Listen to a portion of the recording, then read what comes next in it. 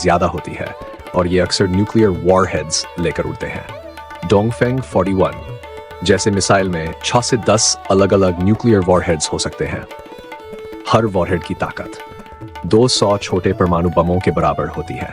Modern आईसीबीएम्स बहुत accurate होते हैं, सिर्फ 100 मीटर या उससे भी कम के एरर से टारगेट हिट कर सकते हैं, यानी सीधे दुश्मन की मिलिट्री बेस या कमांड सेंटर पर अटैक। अब बात करें चियांजोसन की फ्लाइट डायनामिक्स की, तो ये ट्रेडिशनल बैलिस्टिक ट्रेजेक्टरी से अलग है। ये बूस्ट ग्लाइड डिजाइन यूज करता है। उड़ान के शुरुआत में पैराबोला फॉलो करता है, मगर एंड फेज में ये ग्लाइड करता है। हाइपरसोनिक स्पीड से एटमॉस्फेयर के एज पर फिसलता है, जिससे इसका पाथ और डिटेक्शन बेहद मुश्किल हो जाता है। इसकी ग्लाइड ऑल्टीट्यूड बहुत लो होती है, जो इसे रेडार ब्लाइंड स्पॉट्स में डाल देती है। दुश्मन के पास जवाब देने का वक्त बहुत कम होता है। मिसाइल हवा में रहते हुए कॉम्प्लेक्स मैन्यूवर्स कर सकती है, ताकि दुश्मन का एंटी मिसाइल सिस्टम उसे ट्रैक या इंटरसेप्ट ना कर सके। इसकी स्पीड बूस्ट फेज के बाद एटमॉस्फेयर के आउटर एज पर भी ये 20 मैक की रफ्तार पकड़ सकता है, और जमीन से टकराते वक्त इसकी स्पीड 7 किलोमीटर प्रति सेकंड तक हो सकती है। और सबसे खौफनाक बात, अंतिम फेज में ये कई न्यूक्लियर वॉरहेड्स छोड़ता है।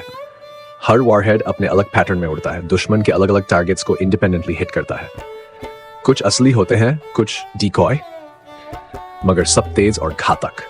इतनी हाई स्पीड हाइपरसोनिक स्पीड में कोई भी इंटरसेप्टर सिस्टम इनको इफेक्टिवली नहीं रोक सकता। न्यूक्लियर वॉरहेड वाला आईसीबीएम एक शहर को पूरा मिटा सकता है। सिर्फ एक धमाके से लाखों टन टीएनटी के बराबर एनर्जी रिलीज होती है।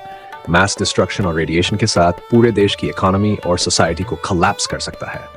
यह हथियार एक देश की ताकत, डिटरेंस और शांति का प्रतीक भी है। लेकिन इंडियन मिसाइल्स की ताकत को भी हल्के में नहीं लेना चाहिए। हाँ, इन्हें लॉन्च करना अक्सर ब्लाइंड बॉक्स खोलने जैसा होता है, मगर डैमेज पोटेंशियल बहुत हाई है। हर बार जब इंडिया कोई मिसाइल लॉन्च करता है तो सिर्फ दुश्मन नहीं, पूरी दुनिया डर जाती है। कभी कभी इंडिया खुद भी डर जाता है।